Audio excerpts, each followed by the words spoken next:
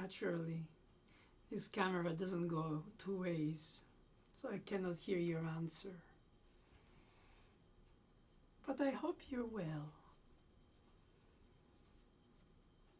and that you take the time to share of my music path. I appreciate that. Don't take it for granted. Concertizing is selfish, but in a way, without words. You reach with anonymous audiences moments of intense communion with a thought, a mood, a feeling, most of them timeless, transmitted to us like a message in a bottle in the ocean by musicians from the far past or recent past. And it's always present while we share it. As I hope when you share this, which won't be present when you watch it, while brings us in this world that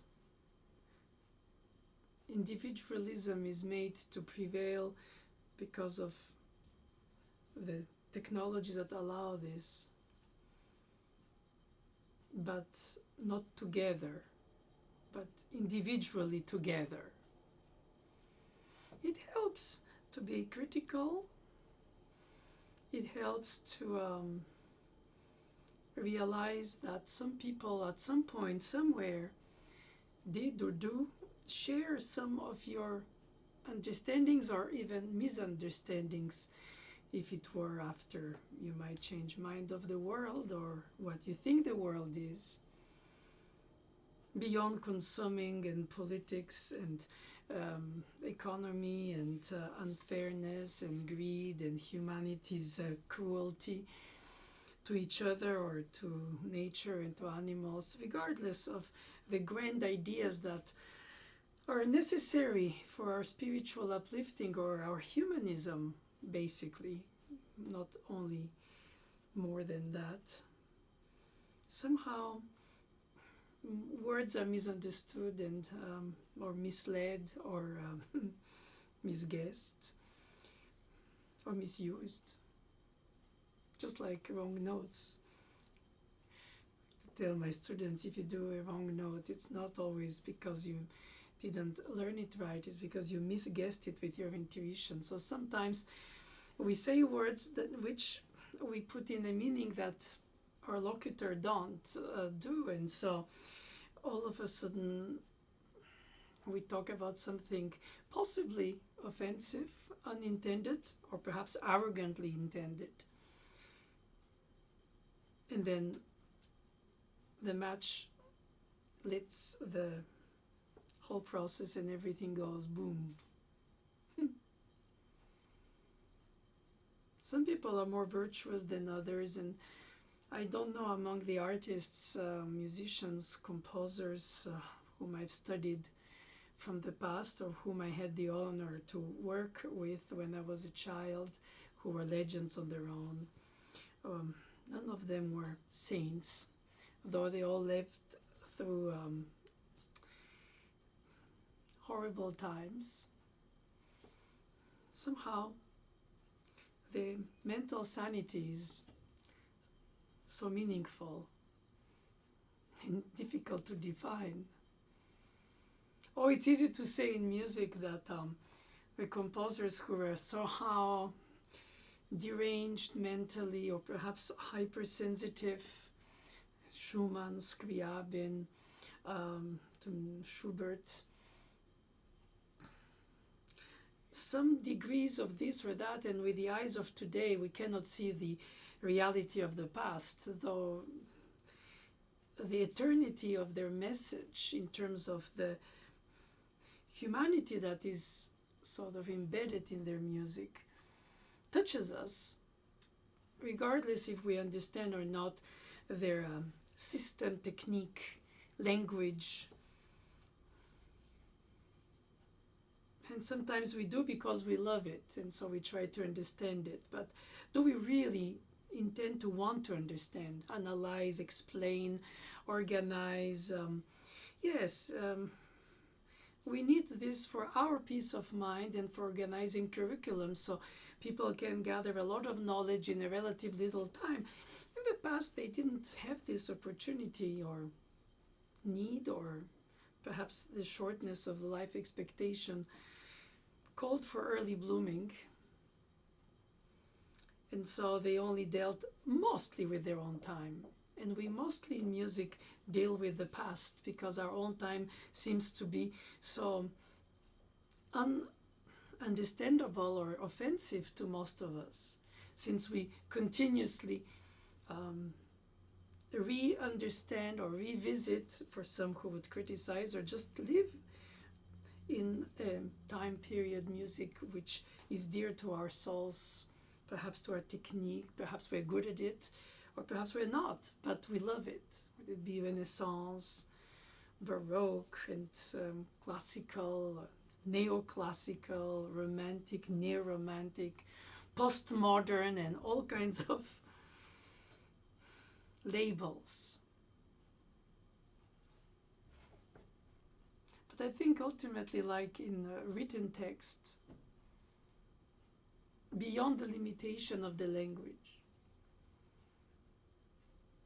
we as humans yearn to share stories, imaginary or real or combined. We like to be told stories. It's like daydreaming. It's liberating. It's living our daily life on a coat hanger and exploring another world, another language, another way of thinking, another way of understanding, another way of dissonanting or consonanting the music. I find that it's difficult to differentiate and separate and really, well, it's possible, but I don't think it's necessarily right, life from music. Of course, the separation happens itself with life and death. But now we have a technology that allows us to capture interpretations as their own work. Before, it used to be only the written text that travels through time and is more or less, to some generations, misunderstood, to later generations finally understood. Everybody carries their own trophies of truth, holding knowledge. I think we should be very humble, because who knows? But the point is that while we are alive, we share how it vibrates for us. And political statements in ancient theater plays mirror in some realities, because somehow humans, while evolving, remain driven by pleasure, by emotion, positive, sometimes negative. Inevitably, it meshes with our intellect. And that's the beauty of our human race, is that we are vulnerably strong. And that we spend our lifetime developing something, bettering something, even if it's for ourselves or through others, if we teach, or through all kinds of ways. We develop those cells in the brain, but they're connected to our psyche. We can do it for evil, or we can do it for good, in the sense of what we define it is, moralism. But nevertheless, we keep cultivating that brain, while physiologically our body gets to go through the different phases of the seasons of life.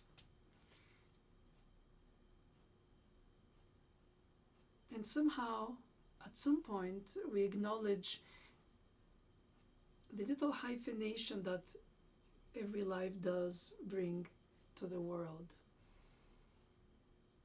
and links to the next. Directly, through your own families or choices of affections for people who you feel bring to you what, in a way, differently you bring to them. It's always an exchange, just like an audience, even if captive,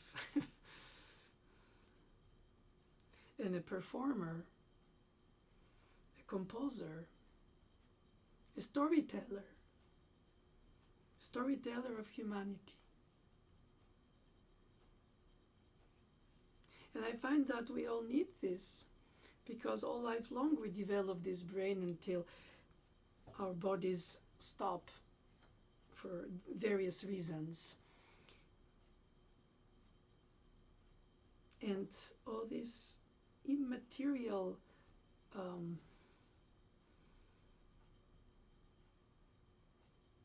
wealth of humanity that each brain develops vanishes like a candle in the wind when the mechanics of the body end. So thank God for capturing on document, on perhaps recording. We have the possibility to live in this giant library of thoughts, past, present, devious, inspiring or hateful. But everybody arrives at some point, didn't choose to, and decides to go through some path of their life.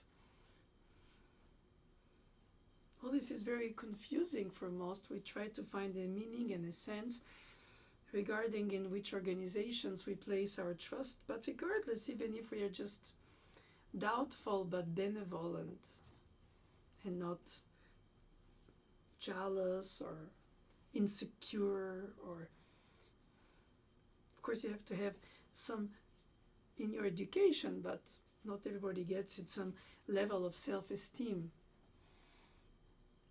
to hold on what you believe without crushing it yourself in a falsely placed humility.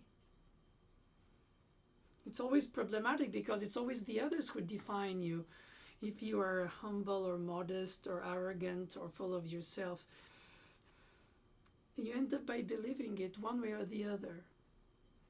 Criticisms, while painful, seem to always penetrate our pores of our soul. Compliments seem to go like water on a goose skin. It's mostly because it's uncomfortable to receive. That's why our brain and our thoughts and our intellect inevitably is connected to our psyche and to our soul, to our emotions, to our humanity, and therefore could be tainted by that.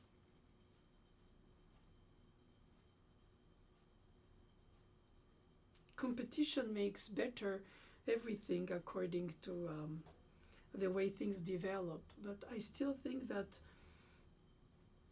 individuality remains the key factor in reaching our world, our inner world. It's always peopled by individualities who inspire us from far past or even present. Ideas, ideologies, traditions,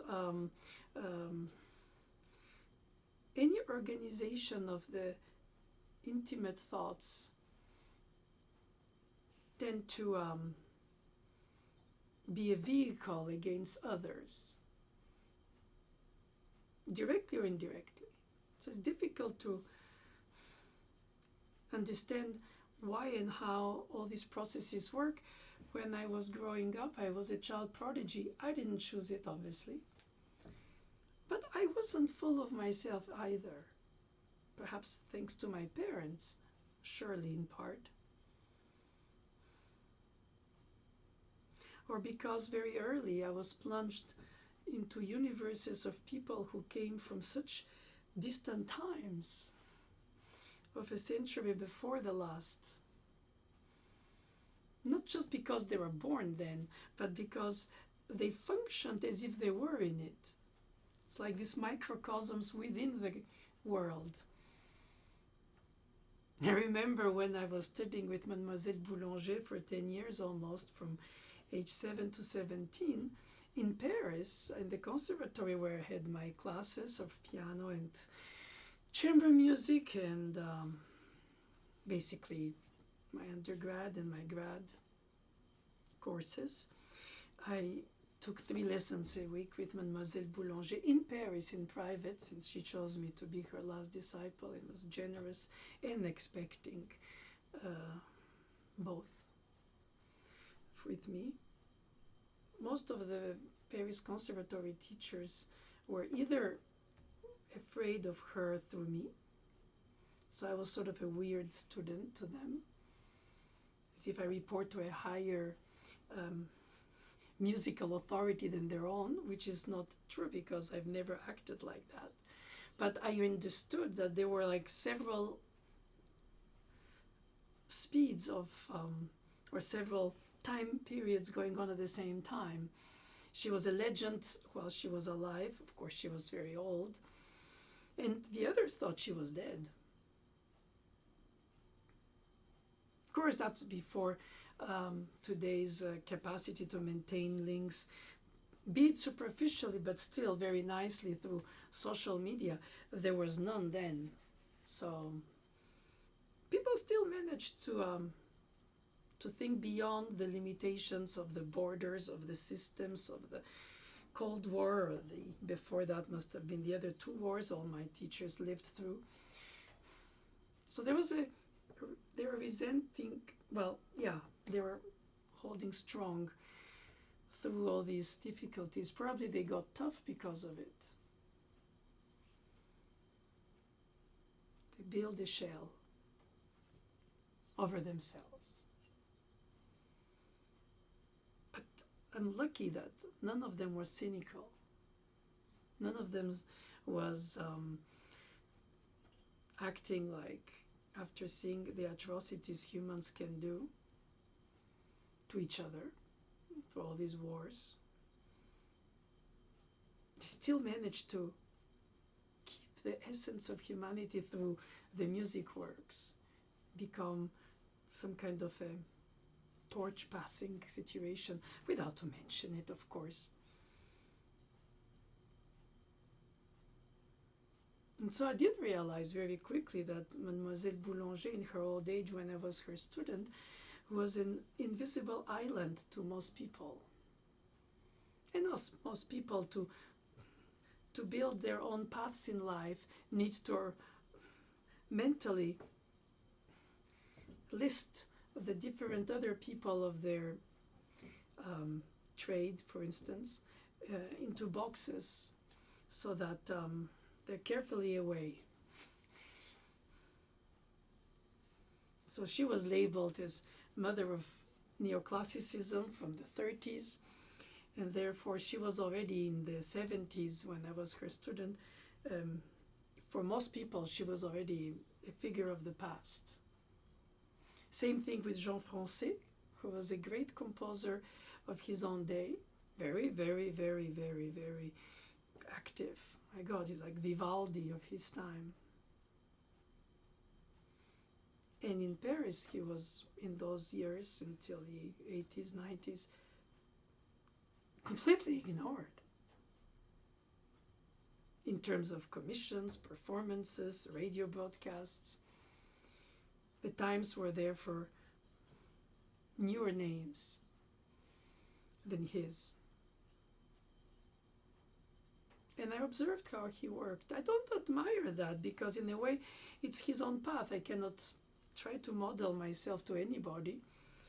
They have their path. And each path is specificity. And Ravel was not a Debussy, even if they lived at the same time period.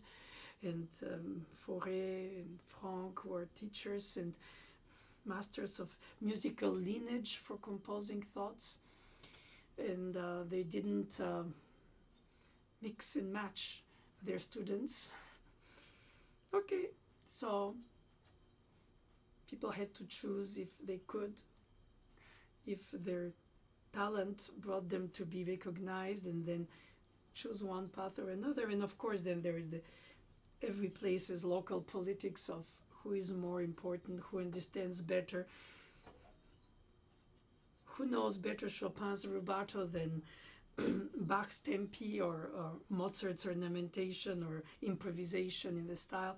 So the niches, in fact, somehow develop like potholes all over the place where people find comfort in becoming experts in something, at least in the eyes of the few who want to trust them, which is inevitably what is the case for everything, even big organizations. But at my small individual level, I was trying also to understand and decipher what is that world's meaning. The childish way it started with, I thought all tempi were decided and agreed among the adults when I was a child prodigy, and I realized that not. Thomas Mayer in Berlin or Jordi Menuhin in Paris conducted me in a twice different speed of tempo in the same Beethoven concerto within weeks. So I didn't have to be explained about traditions, tempi, and all these articulations which come with the fact. So you have to learn how to play in a slower tempo, shaping every underlined element. And if you play faster tempo, then of course you pass over some things, but then you get some grander picture of a phrase. All this I didn't even realize. I just tried to survive because I didn't have enough technique to adapt to each other. But none of the two conductors in question even asked me didn't feel like they needed to. What was my, if not choice, at least capacity? Okay.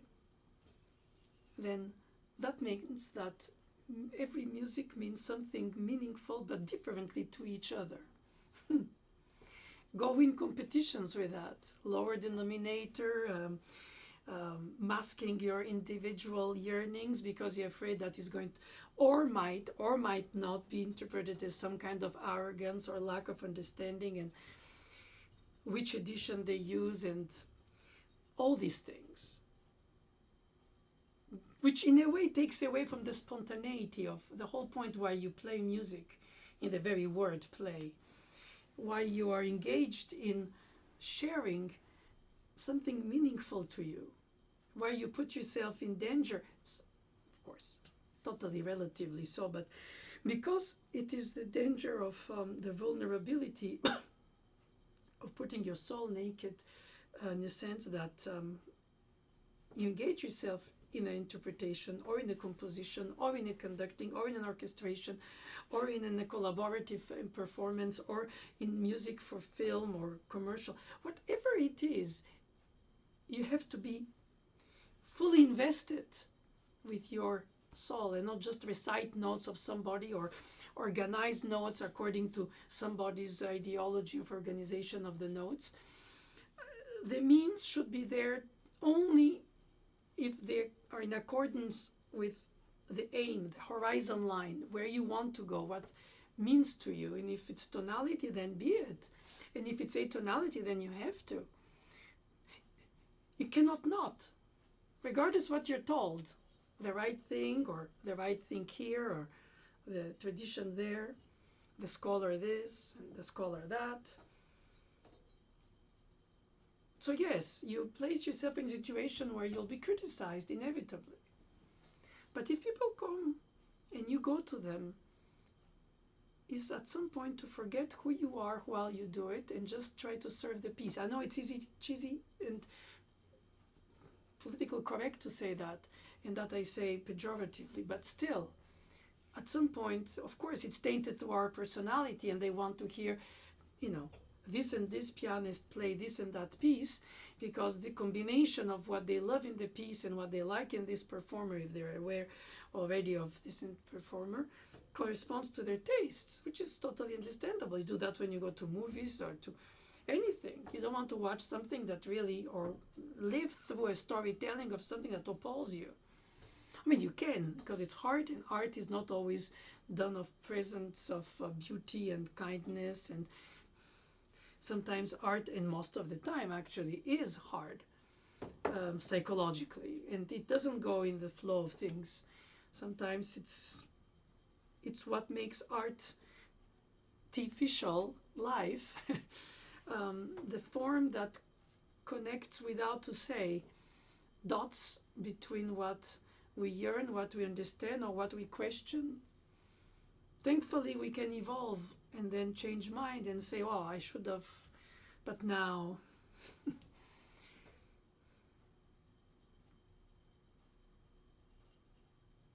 I'm sure that each and all of you think those things anyway in your own way. Everybody thinks everything in their own way. Then there are the kinships. Then there are the compatibility for this or that, life, music, composition, another art form, perhaps no art, just humanity of being with others. Unthreatening.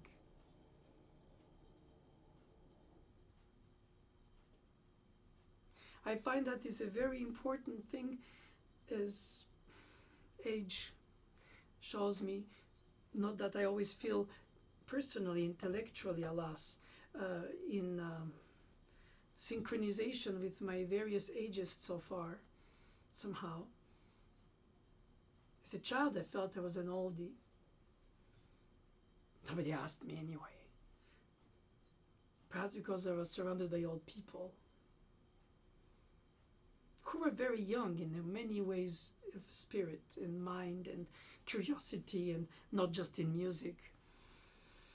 Then you have those incredibly giant characters that are bigger than life on their own. I mean, charismatic, like Bernstein and Khachaturian and Richter and of course Mademoiselle Boulanger, but the ones who are like world famous in classical music, at least were until they died. And then now they're some forgotten, some not. In their presence, you blend, you melt. I mean, they're so strongly present, regardless of their trade, just their humanity, their personalities, put it this way. But do you learn something from working with people like that, other than being admirative of this highest level of what they do? Perhaps it's discouraging as well, because you might feel like you'll never reach even their toe in terms of anything in the same expectation.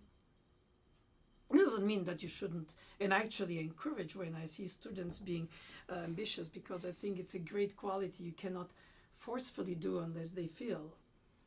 If it's an ambition for the sake of it, I realize it very quickly that it's a dead end. But who am I to judge? I'm just here to guide, suggest, and try to avoid traps for the students, because I care for them, I respect them, therefore I owe them the truth about what I think they're developing into. But how do I know? They will surprise themselves as me if I'm surviving long enough to see them reach their blossom.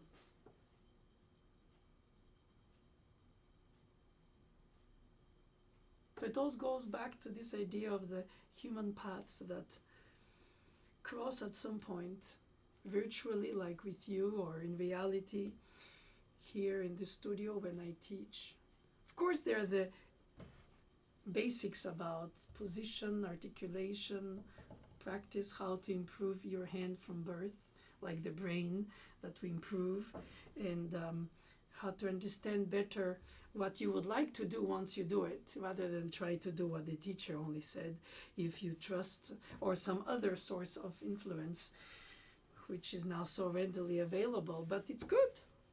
Everybody needs something to find out who they are, and perhaps reject that thing that brought them to find out who they are.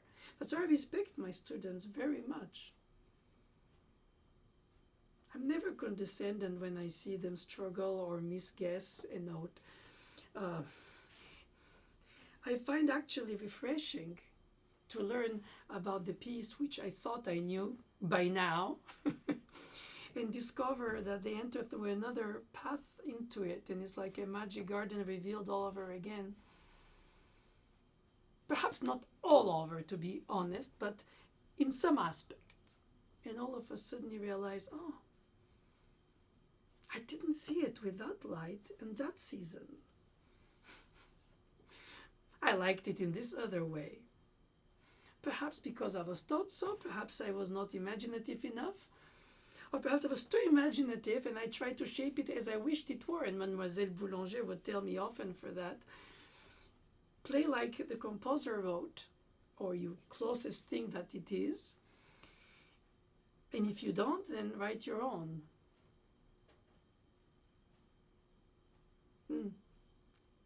It's probably reductive for interpretation, because in a way, interpretation borders with improvisation, borders with transcription, borders with recomposition. The narrative retelling of the story, it can be an extra note or a whole passage.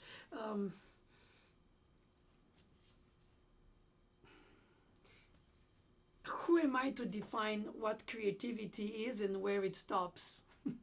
Or where it should start and where it should stop?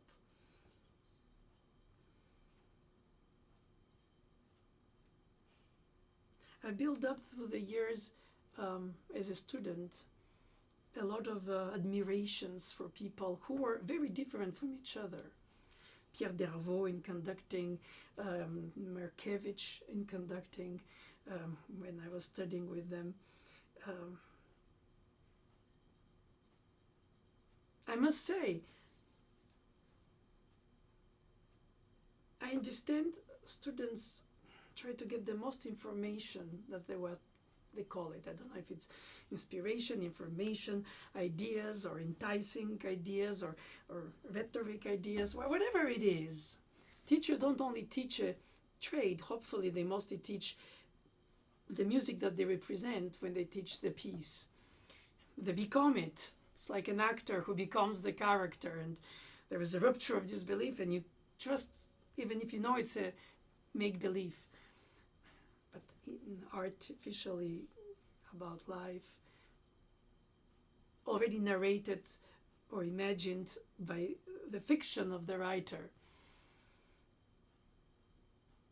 who incorporates in the storytelling the history of humanity in one way or another, even without to mention it.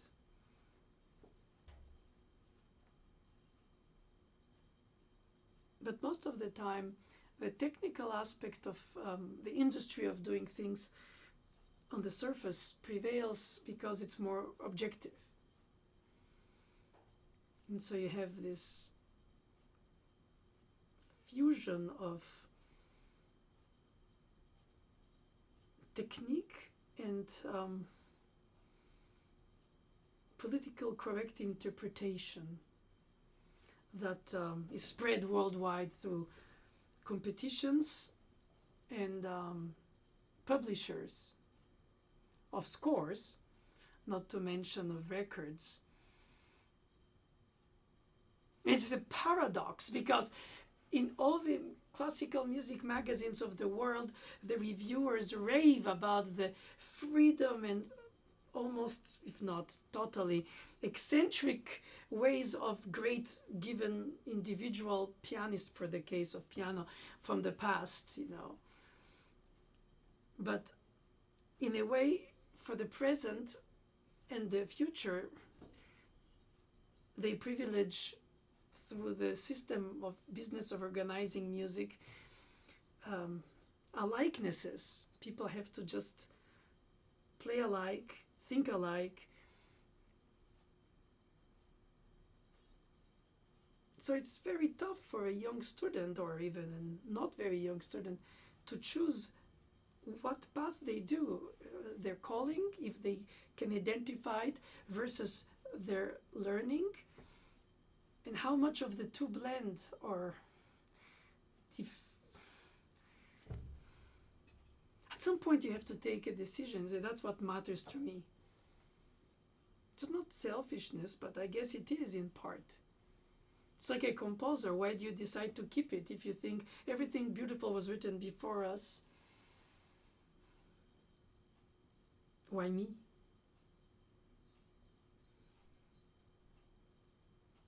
I guess it's a difference between humility to not consider it a great piece or interpretation, and modesty to say, okay, I think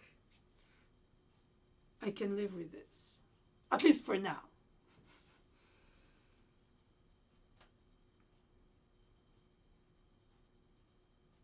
And I think that since life is a perpetual change of mentality, of physical, people age differently than they used to, depends of where they live in the world, when they are born in the world. Every human life's experience, awareness of it even, differs from each to each other. And most of the ancient times we don't even have any document to trace that. But we guess, and then we see it in large portions of time periods. It's always about time, the timelessness and the lack of time, and how much time we have. And what do we do with it? Oh, there will always be the stronger and the weaker, the imposing and the followers, and there will be hurt people, psychologically, by the rudeness of some others, or of a system of people, or so easy to say all these things and so difficult to live them. Some sense of abnegation, some sense of selflessness is necessary in order to understand the other for themselves, be it evil to you or to them. You are the one, or perhaps both misunderstand. And of course, there is no relativity in everything. It's not true. You believe that this is right or wrong without moralism, or even with moralism. And of course, I don't put in this the interpretation when I teach. I speak about the real choices in life, of the right from the bad, the thresholds of what is important in your hierarchy of values. But somehow, when you go in front of people in a place you don't know them, and you play for them 1 hour or 2 hours of various pieces, you establish some kind of link for which they yearn by coming, if they do, and for which you yearn by traveling to meet them, without to meet them in person.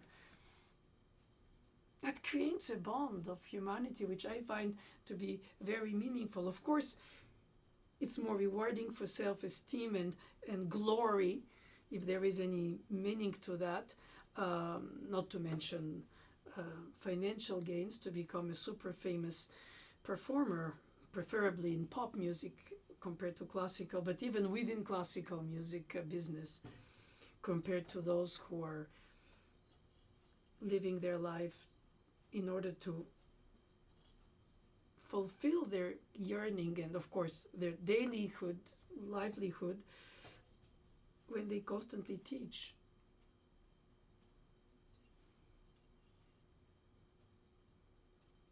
it's all different aspects of the same shape of things.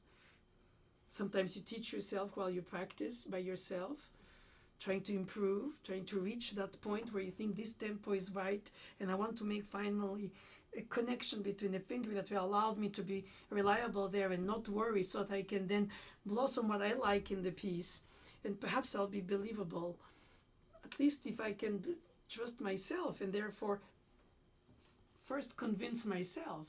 Cannot convince the others if I don't convince myself. I find such a vital energy in this transmission beyond words. Even if it's through pieces that are common knowledge to most music lovers who attend concerts or who buy records, not that many do anymore. But anyway, that's industry situation. But there are forms of appropriation of an artwork that means to you a lot, like stadiums are full of people who don't perform on the green or in the grass, but identify with those who do, ideologically, nationally, or locally, regardless, but brings them a sense of pride and happiness, sometimes anger and many ugly ways also. But that's crowd management. But in general, they're individuals to start with anyway. Not that sports brainwashes, it's common way of thinking, but I think ultimately it's about fulfilling oneself and the yearning for the pleasure, and the pleasure in achieving something difficult that you place yourself as a personal life post to reach. That's why I'm very admirative of my different students, because they don't have same level, same expectations, same age, but they trust me for a given time, and I respect them by trying to bring them the closest to their individual path. Of course, I cannot and will not attend when they will blossom it, because they will be leaving for other places, and basically they will live their lives. But at some point I would have been perhaps a useful ingredient, and that is very rewarding in a selfless way. So when I compose, it's not the same, because I would like people to be moved by what I wrote, like it moves me to play music that is written by people who wrote it, without to compare myself to them. But that's the outlook way. It's not for any other reason, in fact. And performing is more evanescent with the moment. It's gone as soon as it's done. Have to restart it again. So that's more like composition. Yes, it's also possibly so, except that the writing supposedly, well, if it translates really the intent, then it depends how it's understood by the performer who would play it. It's all about translation, but it's remote. It's no more immediate as the immediacy with the audience on stage, or the composing of it separately from the moment. You don't compose on stage. Perhaps you improvise on stage, but you don't. Perhaps you co-compose on stage. That is, of course, considered by the composers often as an insult. You don't interpret me, just play me, as Ravel used to say, supposedly.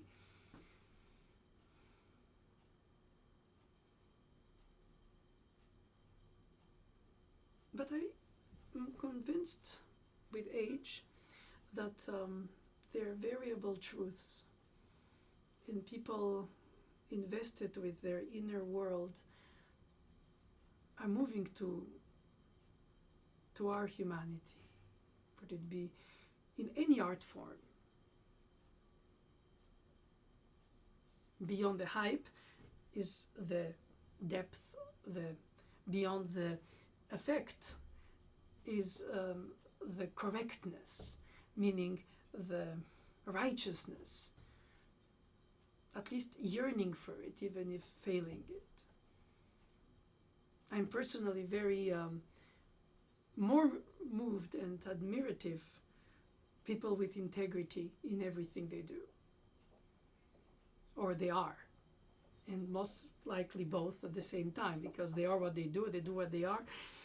Difficult to know, and I'm not a philosopher to be able to exactly define them. I'm sure many scholars could quote many other scholars who have said very wisely the different reflections on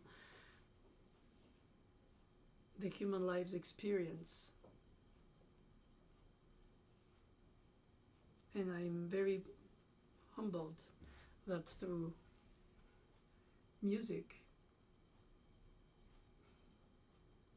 people come around even here in this studio from so many worlds they wouldn't perhaps or might have not even met around another common theme had they not come to study here or there from somewhere else. And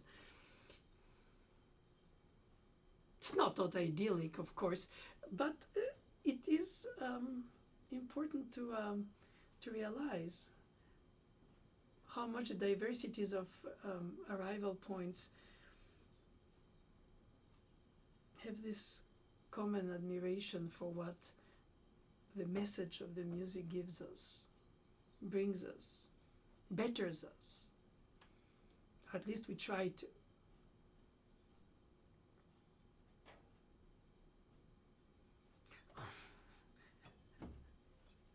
On the proportions of humanity, this is not even a drop what I do for students, but it's my drop. I try to be constantly the one that helps the most those who entrust me while they do, even if they, regardless, sometimes they don't, sometimes they accept, sometimes they reject, and that's their right too. I mean, remain in good terms. Life is too short. Yet, but still hold on your beliefs. Of course, the hierarchy between a teacher and a student is asymmetrical, but I find that more and more the younger generations are less prone to that. I think they're very mature, younger than my generation was in general. I don't think it's because of technology, as people would think, because people say that often. I think the filter of the intellect takes time to be built in order to deal with all this information that is available compared to the past when it wasn't. But you still had to go through it. Would it be through books instead of files? Would it be through travels instead of online discovering of niches of the world and thoughts of the world and fights for beliefs or yearnings for hopes and in tragic misled situations that reach dramatic proportions, of course, in comparison to this world tragedies, events or trends which continue to unveil in their own way, more or less swayed by humans, probably more than less, even probably most in the shadows. But regardless, what I do is insignificant. But I still believe that a melody that I would write that might sing in the head of some musician after playing it, it's like a perfume. You cannot hold it. You can smell it, obviously, and then afterwards you have to remember the smell, the scent, and the perfume is like music. It's just a moment where your senses develop, open horizons, even if ephemeral moment, but still, we live for ephemeral moments. Love, hope.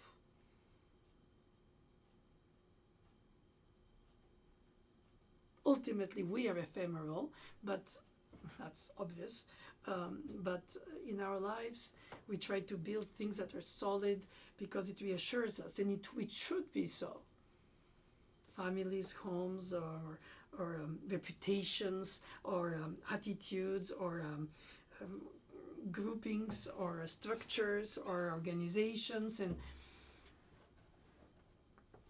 but at the nucleus level, um, it's all about the desire to do something that means to you, so you can share it with the others.